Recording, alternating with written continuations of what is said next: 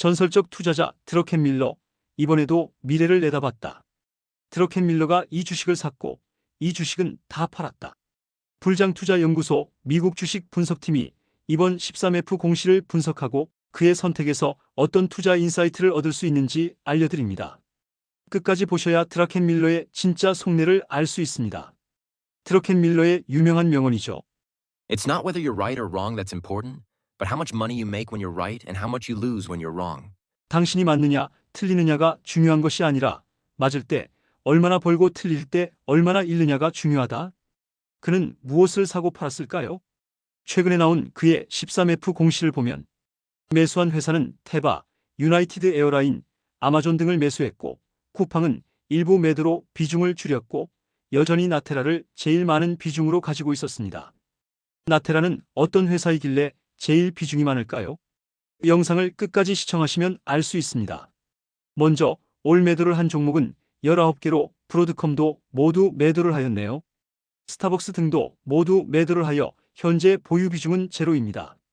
섹터별로 분석을 하면 어도브, 브로드컴, 마이크로소프트와 같은 정보기술 분야와 헬스케어, 금융섹터의 기업들을 모두 매도하였습니다. 부동산과 소비재, 에너지 등의 섹터 또한 매도를 진행하여 리스크 관리와 수익 실현을 통한 유동성 확보를 진행하였죠. 그럼 이번에 새로 매수한 회사는 어디일까요? 한국인이 사랑하는 주식 테슬라와 유나이티드 에어라인 등을 신규 매수하였고요. 마이크론 테크놀로지, 엘프뷰티, 구글, 아마존 등도 신규 매수하였습니다.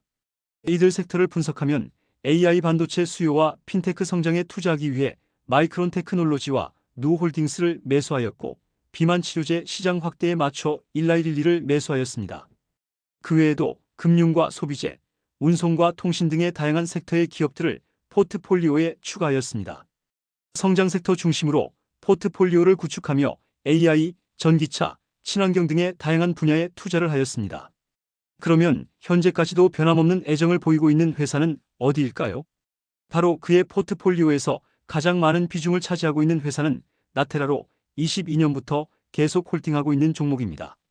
랭킹 2위부터는 23년과 24년 계속 변화를 보였으나 나테라만큼은 22년부터 보유하고 있었습니다. 드러켄밀러의 포트폴리오 비중 2위에서 25위를 보면 최근에 담거나 더 높게 비중이 담긴 종목들이 많습니다. 그러나 22년부터 보유 중인 나테라는 어떤 매력이 있기에 담고 있을까요?